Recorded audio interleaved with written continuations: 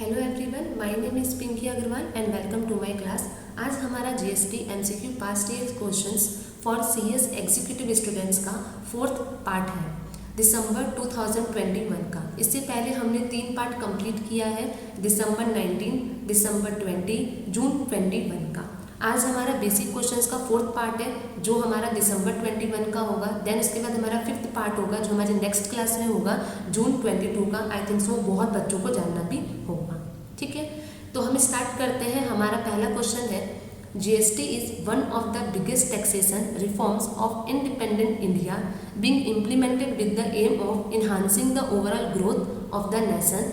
It is a comprehensive dash indirect tax levy on goods as well as services at the dash. A. Supply based national level. B. Movement based state level. C. Destination based national level. D. Value based state level. ठीक है, आप GST से लेकर nation तक कुछ मत पढ़ो। ठीक है, वो सिर्फ आपको नॉर्मली लिखा है कंफ्यूज करने के लिए, वो सिर्फ जीएसटी की एक नॉर्मल नॉलेज दी है। आप पढ़ो कि it is a comprehensive. GST हमारा क्या होता है, destination and consumption based tax होता है। ठीक है, मैंने आपको पहले ही पढ़ा रखा है कि जीएसटी हमारा destination and consumption based tax होता है। ठीक है, तो आप देख रहे होंगे कि यहाँ पे जो सी ऑप्शन है वो हमारा है डेस्टिनेशन बेस्ड का। उसके बाद लिखा है indirect tax levy on the goods as well as services at the dash. ठीक है, ऑब्वियसली बात है नेशनल लेवल होगा। आपको पता होगा कि आज हमारे इंडिया में गवर्नमेंट जो भी जीएसटी का रेट लेके आती है वो all over the India applicable होता है। ऐसा नहीं होता है कि स्टेट गवर्नमेंट अलग अलग अपने स्टेट में रेट लेकर आती है, ऐसा बिल्कुल नहीं होता है। अभी फिलहाल ही जीएसटी का नया रेट आया है बहुत सारी चीज़ों पर, तो वो all over the India applicable हुआ है। कभी भी स्टेट गवर्नमेंट इंडिविजुअलिटी अपने अपने स्टेट के बेसिस पे जीएसटी के रेट को एप्लीकेबल नहीं करती है। एक हमारे जो सेंट्रल गवर्नमेंट होती है वो all over the India national level पे जीएसटी का रेट एप्लीकेबल करती है। तो ऑब्वियसली बात है, तो जीएसटी हमारा डेस्टिनेशन बेस्ड टैक्स होता है एंड नेशनल लेवल हमारा टैक्स होता है। अगर आपको इसमें से एक भी करेक्ट आंसर पता है तो आप सेकेंड ऑटोमेटिकली टिक कर पाओगे। आपको पता है कि जीएसटी डेस्टिनेशन बेस्ड टैक्स होता है, तो आपको पता है कि इसके साथ नेशनल लेवल दिया है, तो यही हमारा करेक्ट आंसर होगा। तो आप इस तरीके से भी क्लिक कर सकते हो अगर आपको दोनों क्वेश्चंस का आंसर नहीं आ रहा है तो। अगर आपको एक भी करेक्ट आंसर पता है तो दूसरा तो ऑटोमेटिक आपको पता चल गया, क्योंकि यहाँ पे डेस्टिनेशन के साथ नेशनल लेवल दिया है। तो क्या होता है कि स्मार्टली वर्क करना चाहिए। ठीक है, एमसीक्यू क्वेश्चंस में बहुत ही स्मार्टली हम लोग को क्लिक करना होता है अपने राइट आंसर्स को। ठीक है, तो फर्स्ट का जो सी होगा वो हमारा करेक्ट आंसर होगा।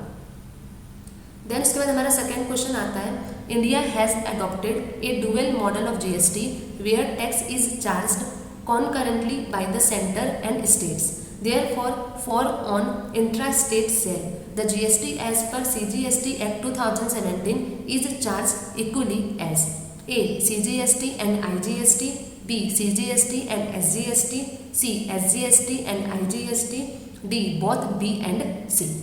ठीक है, आप देख रहे होंगे कि यहाँ पे एक हमारा वर्ड है इंट्रा स्टेट। ठीक है, तो ये इंट्रा स्टेट की वजह से क्या आपको क्लिक हो जाएगा, इंट्रा स्टेट है, इट मीन्स इस केस में तो हमारा जो है रेट डिवाइड होता है सीजीएसटी एंड एसजीएसटी में। ठीक है, मैंने आपको बताया था कि अगर इंट्रा स्टेट होती है तो अगर एज्यूम करो कि जीएसटी का रेट 18% है तो सीजीएसटी हो जाएगा 9% और एसजीएसटी हो जाएगा हमारा 9%। ठीक है, लेकिन अगर वही इसकी जगह हमारा इंटर स्टेट होता तो उस केस में सिर्फ एक ही रेट होता है आईजीएसटी, इट मीन्स 18% ही हमारा आईजीएसटी का रेट होता।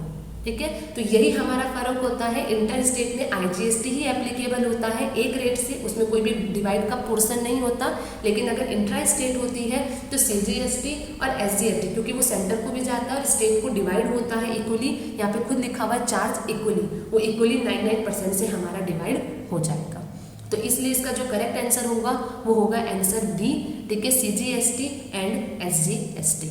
ठीक है, आईजीएसटी के साथ तो कुछ होता ही नहीं है, तो ए और बी, ए और सी इसका तो कोई सवाल ही नहीं आता और डी का तो कोई मतलब ही नहीं है। तो जो हमारा आंसर बी होगा वो करेक्ट आंसर होगा, क्योंकि यहाँ पे इंट्रा स्टेट लिखा है, इंट्रा स्टेट में CGST and SGST equally divide होता है। ठीक है, देन इसके बाद हमारा थर्ड क्वेश्चन आता है, various taxes levied under different acts were subsumed under CGST Act 2017 on the objective of one nation one tax. However, certain items still continue to be taxed both under the Central Excise Law and GST law even after implementation of CGST Act 2017. Find such items out of the following: A. Motor spirit and natural gas. B. Alcoholic liquor for human consumption. ठीक है. C. Tobacco and tobacco products. D. All of the above. देखो आप question को समझो. यहाँ पे लिखा है कि हमारा जीएसटी ऑब्वियस सी बात है वन नेशन वन टैक्स होता है. ठीक है. हमारा जीएसटी में जो प्रीवियस हमारे 17 टैक्सेस लगते थे उन सबको सब सम्ड करके हमारा जीएसटी का रेट लाया गया है. ठीक है. जीएसटी का जो कॉन्सेप्ट है वो लाया गया है. तो यहाँ पे लिखा है कि ऐसे कौन से हमारे टैक्सेस हैं जो सीजीएसटी एक्ट 2017 को इम्प्लीमेंट करने के बाद भी वो आज कंटिन्यू है. मतलब एक ऐसा कौन सा प्रोडक्ट है जो पहले सेंट्रल एक्साइज ड्यूटी लगती थी, ठीक है, अब वो हमारा जीएसटी लग रहा है, तो वो आज भी कंटिन्यू है. ठीक है.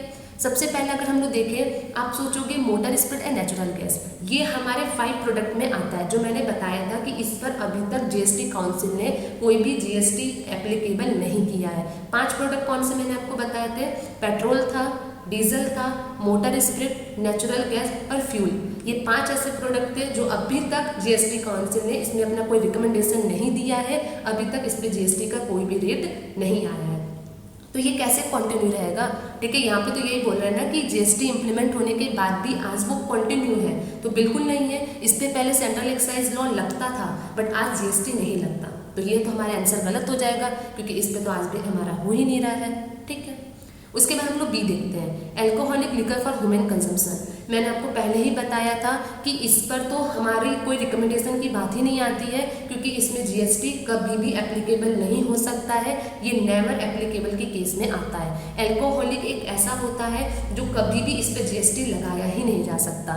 पहले इस पर सेंट्रल एक्साइज लॉ लगता था बट अब जीएसटी का इस पर कोई भी कॉन्सेप्ट नहीं है. तो ये भी हमारा हट गया क्योंकि यहाँ पे लिखा है स्टिल कंटिन्यू. ठीक है. Still continue. आप देख रहे होंगे कि ये हमारे लिए सबसे ज़्यादा इम्पॉर्टेंट है. यहाँ कंटिन्यू से लेकर आपका जो फॉलोइंग तक का जो पार्ट है वो बहुत इंपॉर्टेंट है.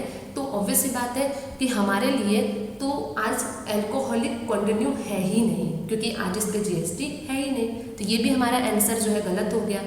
ठीक है. अब हम लोग देखते हैं third, tobacco and tobacco products. हाँ, इस पे हो सकता है क्योंकि आज टबैको पे जीएसटी भी लगता है. पहले इस पे सेंट्रल एक्साइज लॉ भी लगता था और आज इस पे जीएसटी भी लग रहा है. तो ऑब्वियसली बात है ये हम कह सकते हैं कि जीएसटी आने के बाद ये हमारा कंटिन्यू चल रहा है. पहले सेंट्रल एक्साइज लॉ था और आज हमारा जीएसटी है, तो हम इसे कह सकते हैं. और बात रही D, all of the above की बातें नहीं आती क्योंकि हमारा ए और बी बिल्कुल गलत हो गया है. तो ऑल ऑफ द अबव की बातें नहीं. तो हमारा जो करेक्ट आंसर होगा वो होगा answer C, tobacco and tobacco products. ठीक है. तो देखिए जिस तरह से मैंने आपको एक एक आंसर पे बताया है कि क्यों ये चीज़ होना चाहिए और क्यों नहीं होना चाहिए, वैसे ही आप भी करो. ठीक है. मैं आपको जिस तरीके से बता रही हूँ आप भी एग्जाम में उसी तरीके से सोचना कि क्यों इस वाले ऑप्शन में ये आंसर नहीं हो सकता, क्यों इस ऑप्शन में ये वाला आंसर हो सकता है. तो आप स्मार्टली वर्क करो. ठीक है. एमसीक्यू बहुत ज़्यादा आपको ट्रिकी लगता है बट अगर आप एक एक ऑप्शंस को सही तरीके से सोच के चलोगे तो जिस तरह से मैं आपको हर एक ऑप्शन पे बता रही हूँ वैसे आप भी एक्सप्लेनेशन अपने ही मन में अपने ही एग्जाम टाइम में करना. ठीक है. तो ये बहुत ही इंपॉर्टेंट होता है. हालांकि मैं एक वीडियो लेकर आऊँगी जिसमें मैं आपको बताऊँगी कि कैसे एमसीक्यू क्वेश्चंस को आपको एग्जाम में हैंडल करना चाहिए, क्या सोच के करना चाहिए और कैसे एक्सप्लेनेशंस अपने ही थॉट में रखना चाहिए. ठीक है. ठीक है. चलिए, इसमें आज हमारा 3 क्वेश्चंस था. मैंने बताया था कि बेसिक क्वेश्चंस बहुत ज़्यादा नहीं पूछा जाता है. अब हमारे एग्जाम्स में टॉपिक वाइज क्वेश्चन पे ज़्यादा फोकस किया जाता है बट ऑब्वियसली बात है बेसिक क्वेश्चंस पढ़ना भी बहुत ज़रूरी है क्योंकि हमारे लिए एक एक नंबर बहुत ज़्यादा इंपॉर्टेंट होता है. ठीक है. तो ये हमारे सिर्फ 3 क्वेश्चन है. अब नेक्स्ट पार्ट में हम जून 22 का पढ़ेंगे तो हमारे ऑल अटेम्प्ट्स का बेसिक क्वेश्चंस कंप्लीट हो जाएगा. ठीक है. इसके बाद अब मैं बीकॉम वालों के लिए भी जीएसटी के पोर्शंस लेके आऊँगी, सीएमए वालों के लिए भी लेकर आऊँगी. उनके भी पास्ट ईयर्स क्वेश्चंस का हम रिवीजन करेंगे और साथ में स्कोप ऑफ सप्लाई का जो सेक्शन 7 है जिसमें सेक्शन हमारा जो है 7(1)A, 7(1)B, शेड्यूल 1, शेड्यूल 2, इस तरह से जो भी हमारे स्कोप ऑफ सप्लाई का पोर्शन है उसकी भी मैं क्लास बहुत ही जल्दी लेकर आऊँगी. ठीक है. अगर आपको मेरी वीडियो पसंद आएगी तो आप लाइक करना, सब्सक्राइब करना, बेल आइकन पे प्रेस करना. ठीक है. कमेंट करना. ठीक है. देखना. Thank you so much.